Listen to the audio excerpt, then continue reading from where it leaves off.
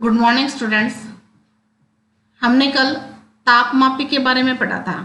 ये थर्मामीटर जो आप सामने देख रहे हैं, इस थर्मामीटर को अपन क्या कहते हैं? डॉक्टरी थर्मामीटर। ये डॉक्टरी थर्मामीटर है जिसमें कहाँ से कहाँ तक पाठ्यांक बताया था मैंने कल आपको। कहाँ से कहाँ तक बताया था? 35 से लेकर और 42 तक का पाठ्यांक इसमें होता है। ठीक है। और ये मैंने आपको बताया था पारा, यहाँ पर ये कितना डिग्री बता रहा है? 37 डिग्री बता रहा है। तो ये इसको अपन क्या कहते हैं? डॉक्टरी थर्मामीटर कहा जाता है। और पाठ्यांक किस में आता है? ये डिग्री सेल्सियस में। इसको क्या बोलते हैं? सेल्सियस स्केल या डिग्री सेल्सियस। इसमें एक बल्ब होता है जिसमें पारा भरा होता है। ये बात मैंने सारी आपको बता दी थी कल। ये बल्ब है, इसके अंदर पारा भरा होता है। ये ऊष्मा पाकर फैलेगा, और फैलेगा कहाँ? इस नली में, ऊपर चढ़ता जाएगा। ठीक है। डॉक्टरी थर्मामीटर से ये मैंने बता दिया 35 से लेकर 42 तक का तापमान ही माप सकते हैं। अब है थर्मामीटर से ताप मापना। आइए हम सीखें कि थर्मामीटर से कैसे पढ़ा जाता है। सबसे पहले इसके किन्हीं दो क्रमागत बड़े चिन्हों द्वारा निरूपित ताप के अंतर को नोट कीजिए। इन दोनों चिन्हों के बीच भागों की संख्या को नोट कीजिए। मान लीजिए दो बड़े चिन्हों के बीच 1 डिग्री का अंतर है तथा इन चिन्हों के बीच 5 भाग हैं, तब एक छोटे भाग का मान 1.5 डिग्री सेल्सियस अर्थात 0.2 डिग्री सेल्सियस होगा। ठीक है ना। तो सबसे पहले अपन ने इसमें क्या किया कि हमने ये देखा कि दो जो बड़े भाग हैं उनके बीच में कितने का अंतर है। जैसे एक छोटा सा एग्जांपल मैं आपको बताती हूँ। जो सब आपने देख रखा है, आपके पास स्केल है, सबके पास स्केल है ना, तो उसका पाठ्यांक अपन कैसे नोट करते हैं? स्केल से सबने लाइन खींची है ना, खींचते हो ना आप लाइन, तो सबके पास स्केल है। तो देखिए स्केल में क्या होता है कि ये आपकी स्केल है मान लो, ठीक है ना। और इस स्केल में यहाँ क्या होता है? मान लो 1, इस लाइन, ये बड़ी लाइन है और यहाँ पर क्या लिखा था? 1। ठीक है। और ये इसके बीच में ये छोटी लाइन, ये दूसरी छोटी लाइन, ये तीसरी छोटी लाइन, ये चौथी छोटी लाइन,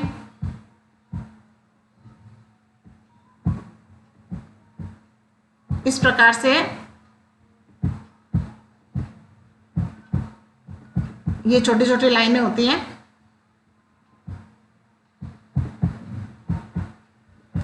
तीसरी छोटी लाइन ले ली ना अपन ने, ये इसको मिटाना पड़ेगा वापस से।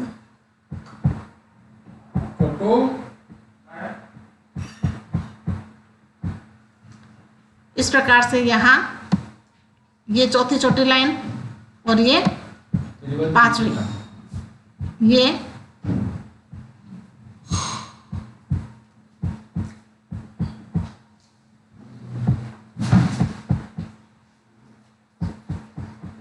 चार लाइनें हो गई। और ये जो 5वीं लाइन है वो थोड़ी बड़ी रहती है। फिर इस प्रकार से यहाँ भी 5 लाइनें रहती है और यहाँ कितना रहेगा? 2 रहता है आपके। यहाँ पे क्या रहेगा? 2।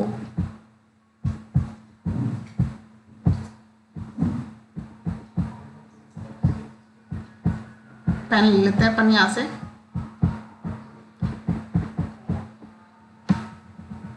ये बड़ी लाइन है और यहाँ पर कितना है?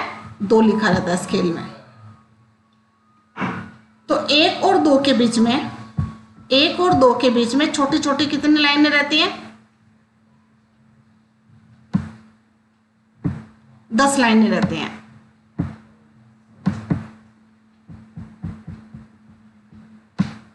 इस प्रकार से ये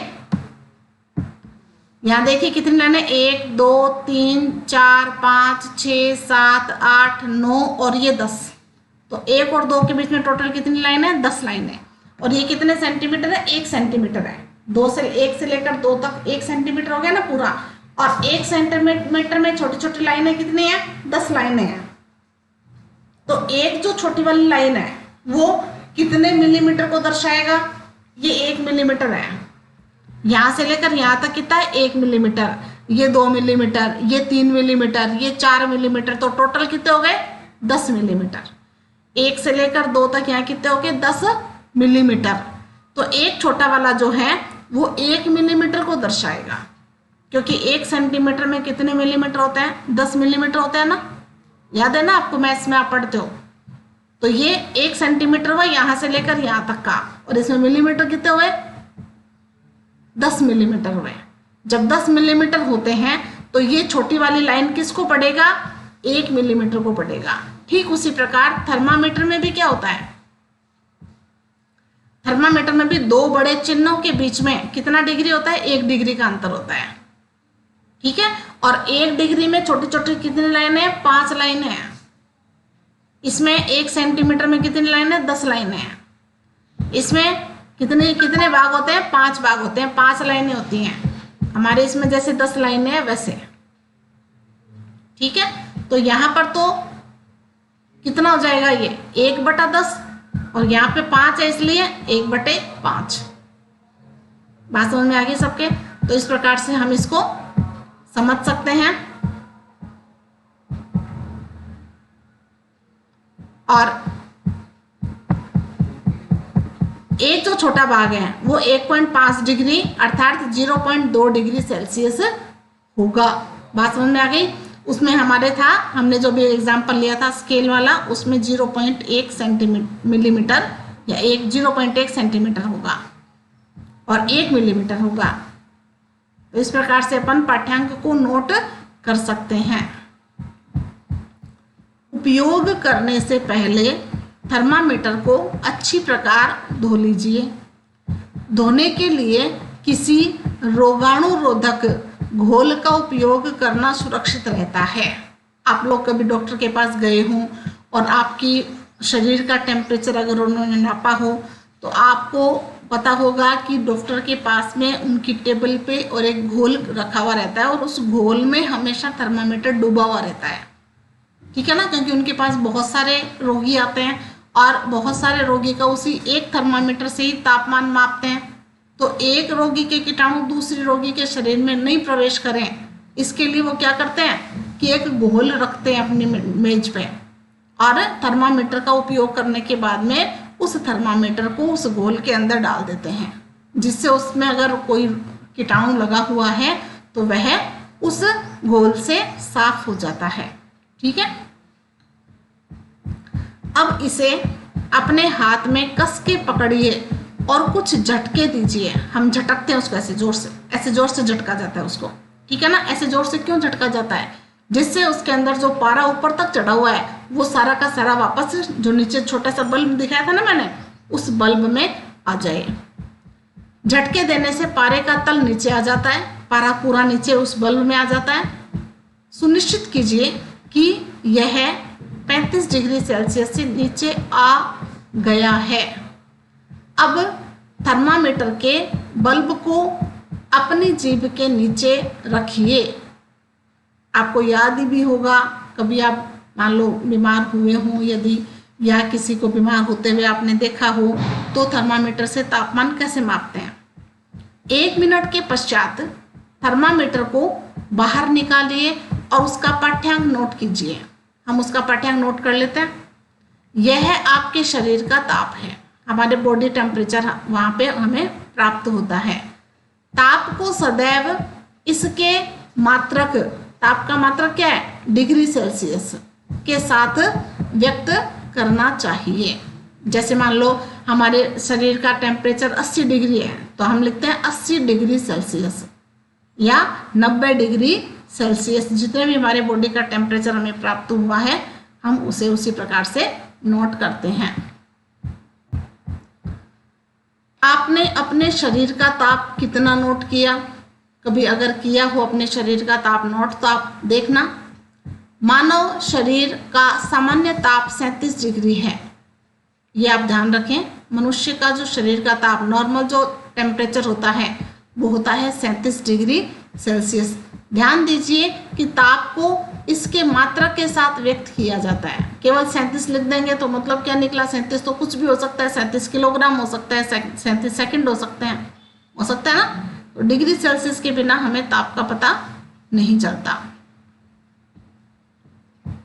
डॉक्टरी थर्मामीटर की सहायता से अपने कुछ मित्रों के शरीर का ताप माप सकते हैं आसानी से। आप अपने प्रेक्षणों को सारणी में अंकित कीजिए।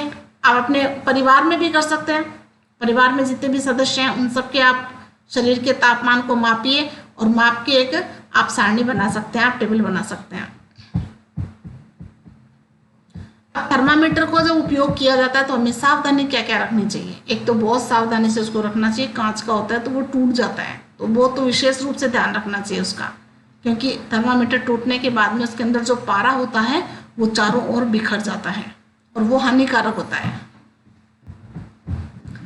थर्मामीटर को उपयोग से पहले और उपयोग के पश्चात धोना चाहिए। धोने के लिए पुती, रोधी या एंटीसेप्टिक घोल का उपयोग अच्छा रहता है, अभी मैंने बताया था। दूसरा पॉइंट, सुनिश्चित कीजिए उपयोग से पहले पारे का ताप 35 डिग्री से नीचे होना चाहिए।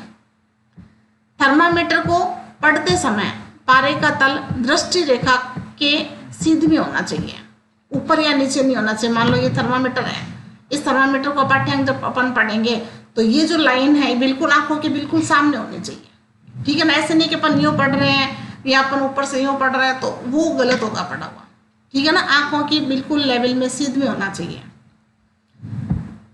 थर्मामीटर का सावधानी पूर्वक उपयोग करना चाहिए। किसी कठोर वस्तु से टकराने पर यह टूट जाता है, तो टूटने का विशेष रूप से ध्यान रखना चाहिए। थर्मामीटर का उपयोग करते समय इसे बल्ब से नहीं पकड़ना चाहिए। जो नीचे वाला बल्ब है ना, अपन ने देखा था, ये वाला जो बल्ब है ना, ये वाला बल्ब, इससे नहीं पकड़ना, यहां से नहीं पकड़ना चाहिए। हमें कहां से पकड़ना चाहिए? यहां से।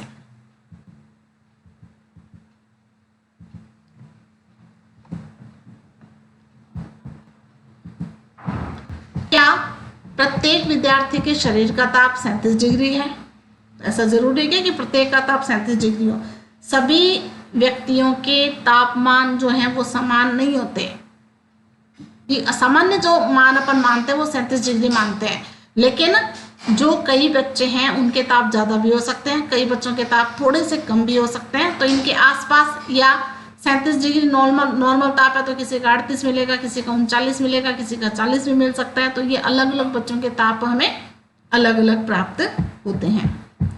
यह आवश्यक नहीं है कि प्रत्येक व्यक्ति का सामान्य ताप 37 डिग्री हो, यह कुछ अधिक या कुछ कम भी हो सकता है।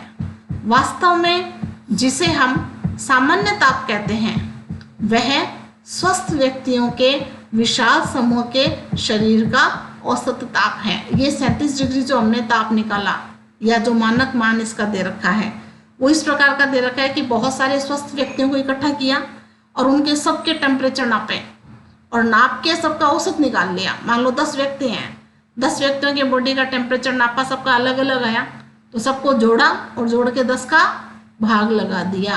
आप मैथ्स में औसत निकालते हो ना, तो वैसे ही हमने यहाँ पर औसत निकाल के और फिर 37 डिग्री ताप माना है कि 37 से थोड़ा सा नीचे भी हो सकता है, 37 से थोड़ा सा ऊपर भी हो सकता है। तो ये क्या है? औसत मान है। चेतावनी क्या है? थर्मामीटर, डॉक्टरी थर्मामीटर का उपयोग मानव शरीर का ताप मापने को छोड़कर किसी अन्य वस्तु का ताप मापने के लिए मत कीजिए। हम ऐसे सोच लें कि पानी का ताप नाप लें, दूध का ताप माप लें, किसी और लिक्विड का माप लें, तो ये नहीं करना चाहिए। थर्मामीटर को धूप या आग के पास रखने से बचाएं। धूप में नहीं रखना चाहिए, आग के पास नहीं रखना चाहिए, ठीक है। ऐसा करने से यह टूट जाता है। तो 2 बातों का ध्यान रखना है। एक तो केवल बॉडी टेम्परेचर नापना है, दूसरा हमें धूप और ताप से थर्मामीटर को बचाना है, धूप और अग्नि से, आग से, ठीक है। तो ये चेतावनी है आपके लिए। डॉक्टरी थर्मामीटर को केवल मानव शरीर ताप मापने के लिए ही डिजाइन किया गया है। केवल मनुष्य का ताप नाप सकते हैं। मानव शरीर का ताप सामान्यतः 35 डिग्री से कम 42 डिग्री से अधिक नहीं होता। यही कारण है कि इस थर्मामीटर का परिसर, परिसर मतलब निम्नतम भाग और उच्चतम भाग पूरा, ठीक है ना, वो कितना है 35 से 42 डिग्री होता है। ठीक है, तो ये आप इसमें आपने मुख्य मुख्य कौन कौन सी चीजें पढ़ी। एक तो अपने जो तापमापी का उपयोग कैसे करते हैं, किस प्रकार से अपन बॉडी टेम्परेचर नापते हैं, उसके लिए हमें किन किन चीज़ों की सावधानी रखनी चाहिए, किन किन बातों का हमें ध्यान रखना चाहिए, और दूसरा कि हमें चेतावनी की थर्मामीटर को किससे हमें दूर रखना चाहिए, तो ये भी आप ध्यान रखें। प्रयोगशाला तापमापी, अब जो प्रयोगशाला में जो तापमापी होता है वो अलग होता है, वो दूसरे प्रकार का होता है, दूसरे तरह का होता है, उसमें 100 डिग्री तक नापा जा सकता है। हम अन्य वस्तुओं के ताप जैसे कैसे मापते हैं, इसके लिए अन्य तापमापी काम में लाते हैं। ऐसा ही एक तापमापी प्रयोगशाला तापमापी है। आपके अध्यापक इस तापमापी को आपको दिखाएंगे, इसे अध्ययन कीजिए, देखिए तथा इससे मापे जा सकने वाले अधिकतम और न्यूनतम ताप को नोट कीजिए। प्रयोगशाला तापमापी का जो परिसर है वो प्राय 0 डिग्री से और 100 डिग्री तक या 110 से 110 तक हो सकता है।